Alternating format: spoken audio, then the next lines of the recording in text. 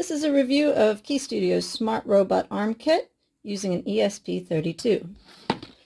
First off, here's the kit once you've created it, and you can control this using a joystick or a remote control, or using ESP32's capacity for Wi-Fi, you can use your phone or a computer.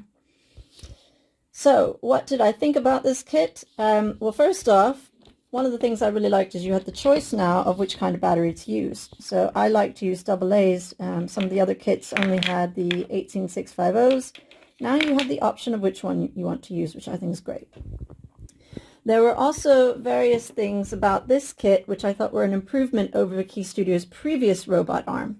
So for example, in the previous kit, these connections where the servos were coming in, you had to have a screw that was tight but not too tight, and that was really subjective, I thought, and sometimes the arms were falling out of line.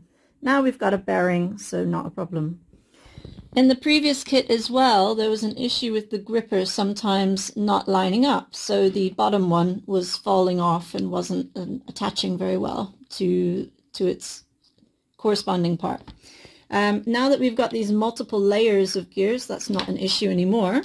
Although I would say there's an issue with getting these gears to line up. So if I hold it with my hands, even with very little force, you can see that it closes, but as soon as I move my hand, it opens up again. And the reason for that is the amount of play that can happen between these gears. So potentially in the future, they'll need to get gears that are a little bit smaller. But overall, I thought this was a really good kit for someone, whether they understood robot arms initially or not. They get the idea of the servos at each one of these pins and being able to control it. And I would suggest this for anybody who's interested in things like automation or manufacturing.